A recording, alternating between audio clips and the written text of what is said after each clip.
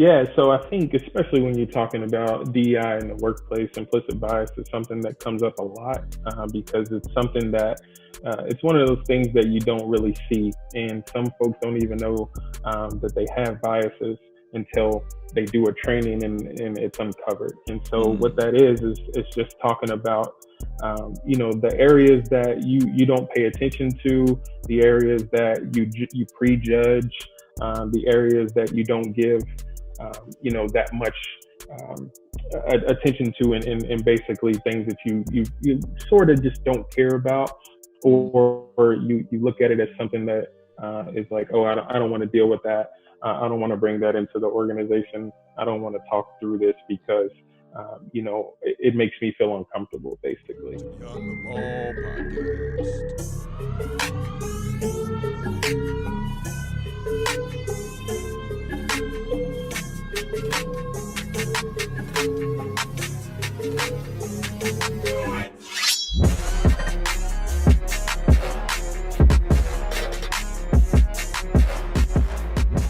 What's going on? What's going on? What's going on, ballers? And welcome to another episode of the Beyond the Ball podcast.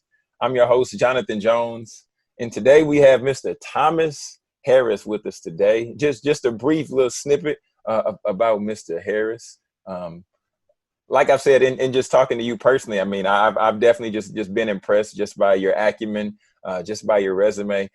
But the people who may not know, you're assistant AD for diversity, inclusion, and engagement. I don't know how I got tongue tied on that. How you doing today? How you doing today, Mr. Harris? I'm doing well. I'm doing well. It's just another day, just trying to get better than yesterday, right? And life is good. I can't complain.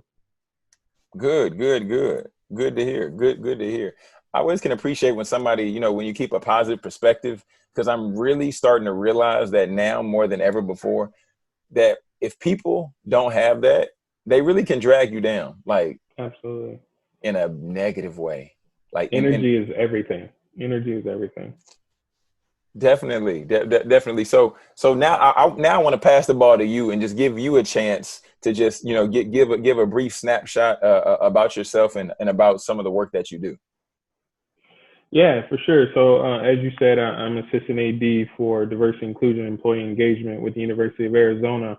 I've been with the University of Arizona Athletics Department for a little over 4 years now, and Mm, I came in the marketing department and transitioned to this current position a little over a year ago now. And so, to bring it back, I'm originally from Louisville, Kentucky, and I went to Western Kentucky University for both my graduate and undergraduate degrees in sports management and sport administration as well. And so just worked in the athletic department there for a long time before I made my way out here in 2016. And so while I was at WKU, on top of working with the athletic department, I also served in a few different roles as a student and then also as a professional on campus in many diversity driven roles. In undergrad, I was VP and then eventually president of our Black Student Alliance. I started our Black Graduate Student Association, and then also just served on a few different committees that basically was ran by the president and a few other different people to try to further our diversity initiatives within our university. So, a lot of great background, a lot of great things that I was able to do from a D&I perspective at a young age. mm, Just wasn't professionally, as sports was my sport is my background, and so that's what I did professionally. And I did some diversity and inclusion things on the side, and that's kind of where I really got my love for diversity, and reaching across the aisles to other BIPOC folks to further our mission to make it better for BIPOC folks on our campus, which was a predominantly white institution. So a lot of great work was done, in those years. And if there was a position like this back then, I probably would have stayed with this type of direction, but it wasn't. And mhm. so I went into marketing, and that's kind of how I built my professional resume before I was able to get this opportunity in this past year. So really excited to be doing this work while also still being an athlete. Excellent, excellent. And then just hearing you just talk about the work that you've done just in regards to diversity while you were, while you were actually matriculating through college and undergrad and then graduate. And now, and I think we talked about this offline, but I just have to go, I just have to go straight for it, Thomas. But now I'm just curious to hear from you. Um, Now seeing that, well, okay, I'll make it about me from my perspective. So I've been on LinkedIn, I've done a little bit of scrolling, and I'll just say that 2 months ago, I didn't see as many people that now have included diversity specialist, diversity leader, diversity inclusion expert. Is it for somebody to step into that? Is it that easy? And I'm not saying this in regards to you because you've done the work, but Sure. is it that easy for someone to facilitate training or to facilitate work in this particular area, especially regarding BIPOC folk? In my opinion, no, it is not. And I think when people use the term diversity expert, it rubs me a little bit the wrong way just because this stuff changes daily. And, there's movements that you have to adjust to, and there's just so much that goes on. There's so many people that you have to represent, so many people that you have to advocate for, that I think it's hard to be an expert in this field. And that's just me personally, because, there's just so much that is unknown and so Mm-hmm. much that I tackle on a daily basis that isn't even on my to-do list. I Mm, go to work, or, obviously I'm working from home now, but, I open my computer and I have a list of things that I'm going to do, but then I get so many emails and text messages and different things of different things that we have to address. And, it's just unforeseen a lot of the time. And so I think when it comes to just, implicit bias and just overall diversity in the workplace and how to treat people and different things like that, those general themes, mm-hmm. I think, with some research and learning, you could definitely do those trainings, after a while. But as far as like just being someone who just knows everything about everything, I don't believe that to be true. For the most part, there's people who have been doing DNI work for years, Mm-hmm. and some of this stuff is coming up now, and people have been doing the work for a year or two, and they're experts. That I think is a little hard to believe, but folks that have been doing it for 20, 30, 40 years, they know their Right. stuff, and then I think you've earned the right to be called an expert once you cross that. But if you're just now getting into it and it's just something that you've been doing on the side and you're claiming that, I'd have a hard time believing that. And even myself, like I said, I did some of this work as an undergrad, um, but I wouldn't call myself an expert at all. Understood. Understood. Now I want to just rewind back a little bit because you dropped the term implicit bias for people who may not know what that means. Can you just walk that back for us and just break that down and define it, please, sir? Yeah, so I think especially when you're talking about DEI in the workplace, implicit bias is something that comes up a lot, because it's something that it's one of those things that you don't really see, and some folks don't even know that they have biases until they do a training and it's uncovered. And so what Mm, that is it's just talking about the areas that you don't pay attention to, the areas that you prejudge, the areas that you don't give that much um, attention to, and basically things that you sort of just don't care about, mm, or you look at it as something that is like, oh, I don't want to deal with that. I don't want to bring that into the organization. I don't want to talk through this because it makes me feel uncomfortable. Basically, are some of those things that mm. I would talk through with implicit bias. Gotcha. Gotcha. And it Okay. comes up a lot. Obviously, in my role in HR, it comes up a lot when it comes to hiring, recruitment, selection, and all that for Mm-hmm. staff members, and it could be for student athletes as well. And it's like, if you're always hiring people who look like you, then you have a bias. If you're not giving folks who look a certain way the chance to be a part of your team, there's a bias there. And those are the things that have to be uncovered through trainings, through education, and different things like that. Okay. Okay. So now I also want to just rewind it back just a little bit more. So Mhm. you've been doing this work, and then, like you said, initially it was non-professionally. But where did this first start? Like, when did the light bulb get kicked on for you to where you wanted to go down this path and you wanted to find out more, and just dig deeper in this capacity? Yeah, so it started in undergrad when I was vice president of Black Student Alliance. And, I was just all about trying to make things better for our Black students on the campus. Mm, And everything was just all about Black folks, all about Black folks.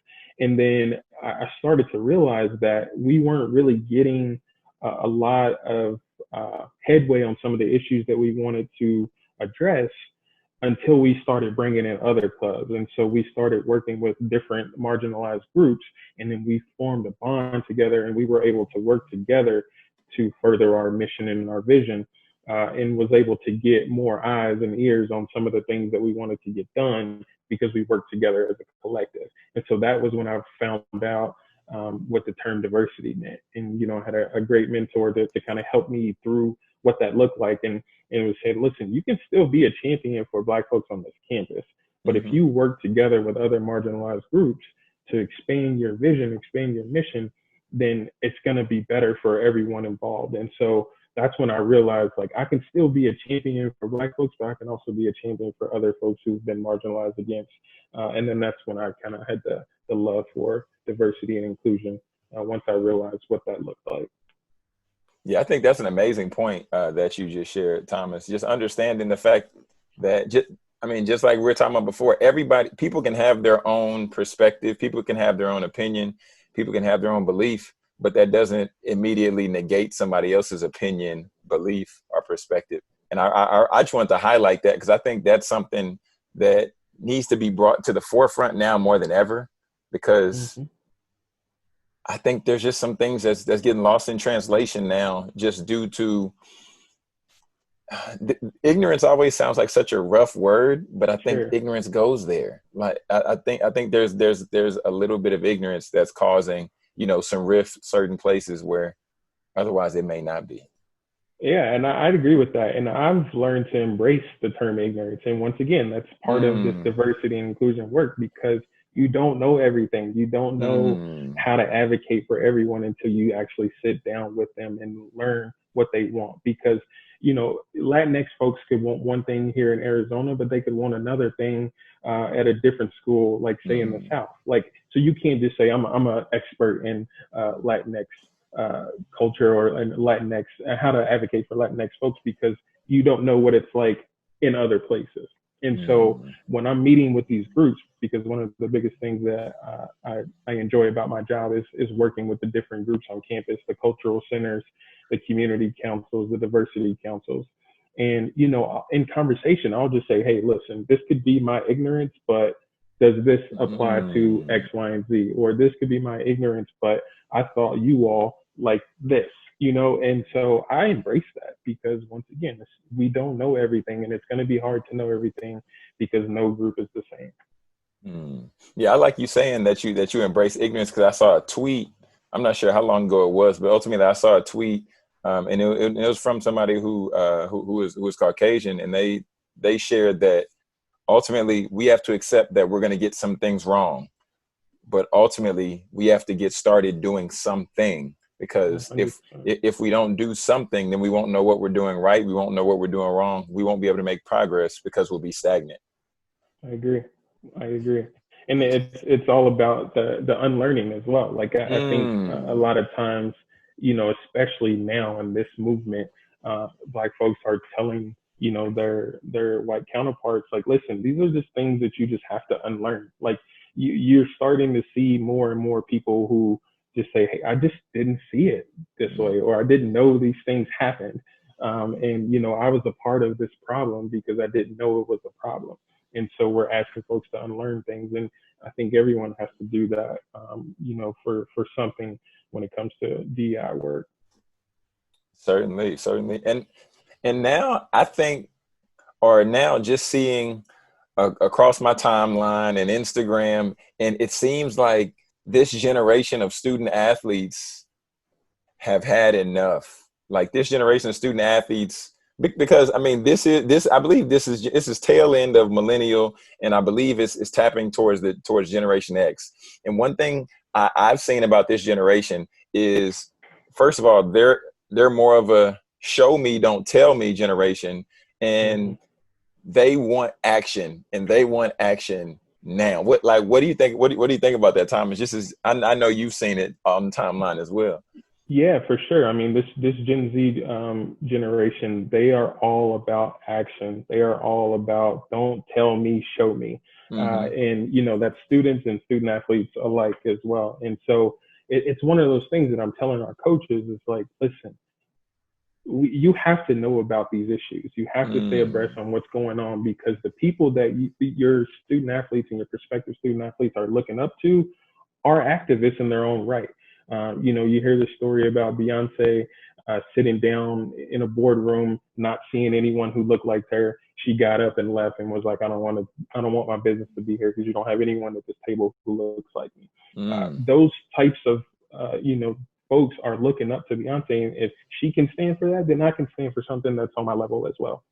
And Wow. so we're not going to be able to just, put a veil over their eyes anymore. They are in tune with what's going on in this world and what's wrong with this world, and they want to be a part of helping change that. And if you're not with them, they're not coming to your school. And Whew. so, we have to really give them space to have these conversations, to be activists, to use their voices, and to make our campuses a better place. And if you're not open to that, then you're in the wrong business. But Mm. these next couple of years, there's going to be so much pressure put on different schools and different organizations because these folks, they're not playing. They're here to stay, and they're serious about it. And I love it. I'm all about it.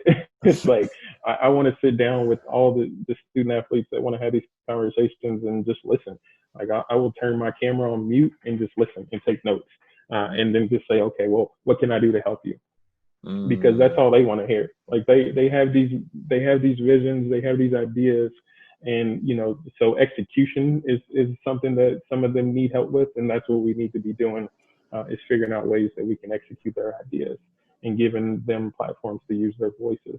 And it's been a wild ride to see it on my timeline and to see it in real time with some of our student athletes, and I'm just excited about the future. Man. So how do we create lasting long-term change? Because Thomas, you're in the department, so you've seen so much more than I've seen. And Hmm. when it just comes down to the fact that yes, that people are having diversity and inclusion panels, even though nobody black may be on the panel. Yes, people are having these conversations, and they're having programming, and they're doing all these things. Like they may be doing surface level things, they may be going deeper. But how do we create long lasting change just going through the midst of where we are right now as a country? Yeah, it starts with systemic change, and so there's so many performative elements out there these days that corporations and schools are doing, and they're painting Black Lives Matter on the street, or they're putting different decals on backpacks, and Mm. all these different performative elements. They're cool, but what are you doing to create this lasting change that you're speaking of? And it starts systemically, and so. I led the charge with our university to come up with a plan called Commitment to the Culture, and Mm. in that plan are just different initiatives that hit on ways that we can make sure that we're being anti-racist as a department. We're eliminating as much as we can implicit bias, and we're creating safe spaces for our student athletes. And so what that looks like is representation. Like, what are we doing on the hiring front to make our department more diverse, more inclusive, and more representative of what our student athletes look like? What are the relationships with our campus partners, whether that be diversity councils, the cultural centers, the resource centers on our campuses? Are you working with them? What are we doing in our communities? The community service aspect. When we talk about representation, we talk about what our staff looks like versus our student athletes, but also uh, Mm. it means so much to some of these kids in these marginalized communities to see student athletes who look like them doing service in their community, because then they see, oh, if this person who looks like me made it, I can make it too. Wow. And so making sure that we're in our communities doing different things as well is important. And then also the representation on executive leadership teams. So, what does, your AD down to your head coaches to your senior leadership team, what do they look like? Are they diverse? Do they represent your student athletes? Do you have different voices, on those teams that are going to create lasting change to make sure all the stuff that we come up with is executed, for years down the line. So it starts with systemic change. If you don't start at the root of everything or the top, however you want to look at it, nothing's really going to be a lasting change. Like I want to put things in perspective in queue for, if we lose our AD tomorrow, but we still have these programs that, Wow. that he okayed and that we've been working on. That's how you create that lasting change.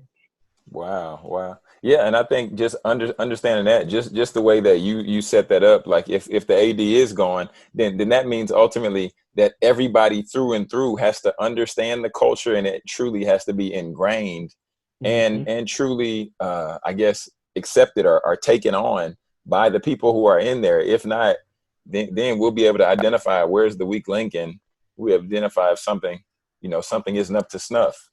Absolutely. And that's one of those things that you see a lot of folks are doing, diversity councils and inclusion councils and different things like that. And we have one in Arizona, we call it the Inclusive Excellence Council.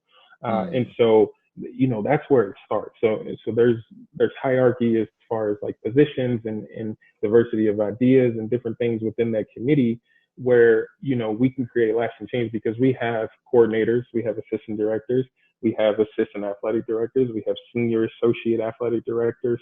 We have assistant coaches. We have mental health members on the staff. So there's so many different people who impact so many different departments in our overall department that can create change just for their department. That's going to be big for our entire department.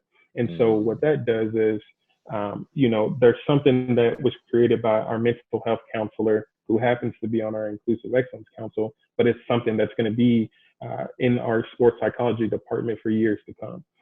So not only does it impact her unit, but it also impacts our entire department. And so when you're building these councils, it can't all just be folks who are on the external side or all just folks who are mid-level managers. You have to have a hierarchy of leadership to make sure that we're able to implement some of these ideas and execute them as well and be able to take them to your athletic director to make sure it gets done. wow, wow. So I love just in our conversation offline and even our dialogue here. Like I love how you're really about this mission, and not just people that necessarily look like you, but people who don't look like you. People have different perspectives, unlike you, and everything else like that. So I'm just curious, like long term, where do you see yourself? Do you see yourself still in this space, or like do you? I'm not gonna say running for the president, but I don't.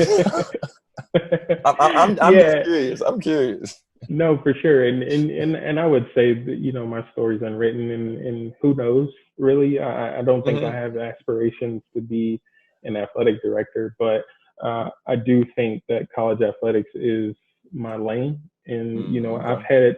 I've been able to dip my toes in some DI with higher education, and I don't know if that's for me. But, staying in the college athletics lane somehow, I think is where, my future lies. But who knows? We'll see. But I just want to be in a position where I can create lasting change wherever I'm Mm, at, and be able to have a voice in long-term decision-making processes. As long as I'm able to do that, I'm good wherever I am. But just want to be able to use, my platform and my knowledge and the things that I've learned and experienced to make departments better. That's that's all. That's my goal. So whatever that looks like in the future, I'm open to it. definitely, definitely, definitely. And then here it was what was it a few months ago or was it a month ago that you embarked and were a part of something something that that is assisting in that. Can you talk about that? I don't want to mispronounce the name, No, for so sure. I just forgot it. I know you told me, but I just forgot it. No, it's all good. Yeah, so about a month ago, myself and a few other DEI practitioners within the college athletic space created a nonprofit organization called DICE, which is the Diversity, Inclusion, and Equity Council of Excellence. And so the overall mission for that is to just have a home for folks who are doing DEI within college athletics, because when we first started it, it was the underground type of organization. We've been meeting offline for over a year now, and it started out. There was maybe 6 of us, I think, when we first started, and it's grown since then. And now these titles like mine are just popping up all over the place. And then there's also this NCAA ADID designation for every school has to have a diversity inclusion contact person. That's what that is. And so once we knew that was coming, we knew that we had to take this, broad and mainstream and be able to provide a place for folks who do work like me and the rest of the board of directors to have a place to kind of talk through best practices, talk through frustrations, talk through hurdles, and then just further this mission to make sure that college athletics will be diversified through the years, because there's a diversity issue in almost every set of positions within college athletics, starting from athletic directors, starting from coaches, all the way down. And so we want to make sure that we're providing that platform for folks who are doing this work to be able to share ideas, but also further that mission to diversify college athletics through the years. And so we're really excited about that, the public launch of that. We're just getting started, so we're going to take it slow for sure. But we're thankful for all the feedback and all of the positivity that we've received, and we're looking forward to the future and hoping that we can create lasting change in college athletics. Definitely, I'm excited just for you all as well. I mean, I like the logo. The logo looks really good. And then, I checked out the website. I was like, oh, okay. I was like, yeah. Nice. Yeah. Shout out to my guy, Mike Baldwin, man. He's one of the greatest graphic designers I've ever met. And he was able to hook us up with that logo. So we're appreciative of the work he did for us. Very nice, very nice. So if somebody wants to find out more information about DICE, where would they need to go, or how would they need to go about doing that? Yes, you can go to diceathletics.com, find out more about there. You can submit to be a member through the website. And, this year it's going to be free for everyone until September of 2021. And then there will be some membership dues, in September 2021. But right now it's open to pretty much any and everyone, obviously with the focus on people who do diversity and inclusion work within the college athletic space. But in our first meeting, we had a few folks that are in the private sector, and there's just a lot of people who just want to learn more about DEI in the workplace. So we're open to everyone as of right now. But like I said, diceathletics.com. You can follow us on Twitter at Dice Athletics as well. Join the movement. Excellent. I'm gonna start pubbing that now. I was on the phone with somebody just the other day, and they were talking about how they're in the diversity chair per se. I don't know the specific title because I know it varies at universities. And they were saying that they're trying to navigate through this space and trying to make sure that they have the resources and tools they need. So I'm gonna actually get them connected today. Yeah, we appreciate that because and there's a few of us. There are 2 or 3 people on the board of directors that were doing the work before me professionally.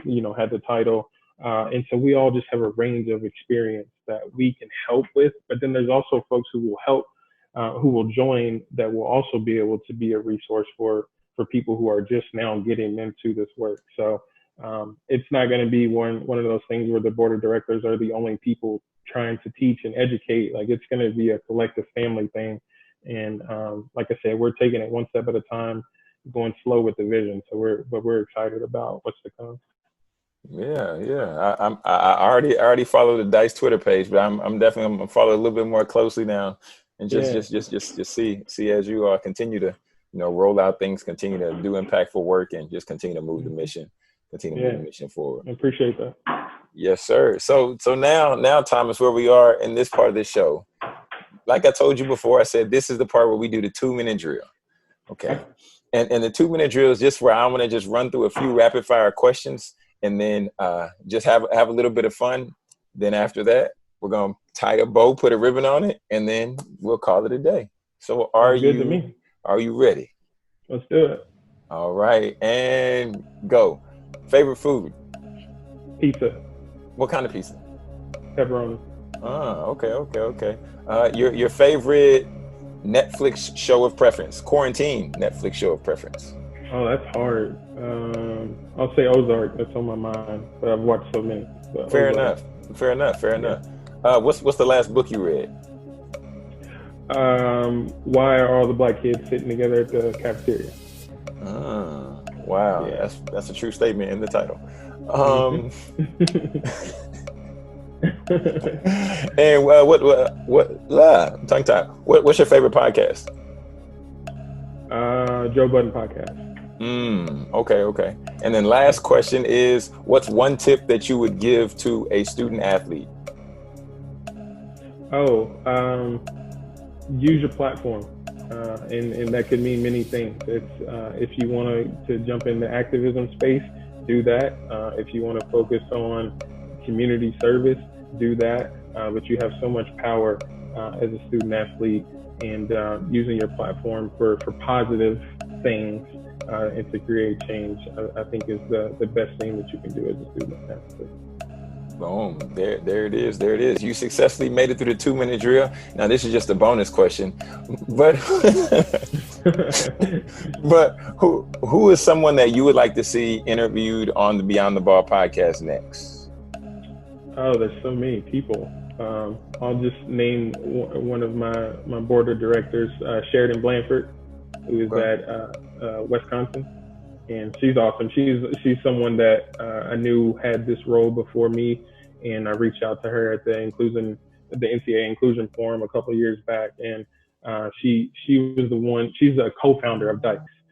So her and DeJuan Baker at Nebraska both are excellent and are very knowledgeable in this space.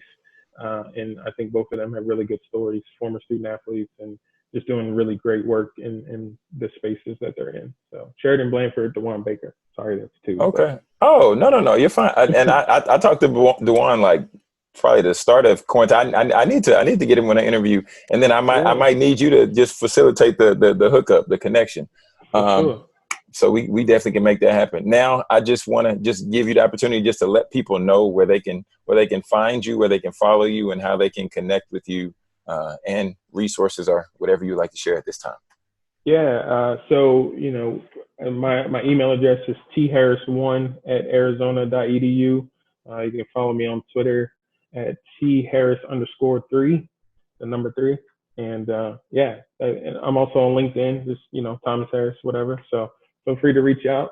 I'm happy to help. I talked to a lot of different folks throughout this past year and even 2 years about everything that we're doing at the University of Arizona. So I love to share and love to help any way I can. So and collaborate as well. So feel free to reach out.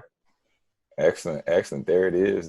Well, I definitely appreciate you gracing the Beyond the Ball podcast with your presence, Mr. Harris. Learned a lot. Learned a lot in addition to our calls. It's like extras, like bonus. But yeah, and so I thank you for being on. Thank you for taking the time. And everybody out there, all the ballers out there, if you're listening, we'd encourage you to take the time and make sure you subscribe to the podcast wherever you're listening, and share it with one friend that needs to hear this episode. And I'm Jonathan Jones, and we're going to go ahead and close it out. And this is Beyond the Ball.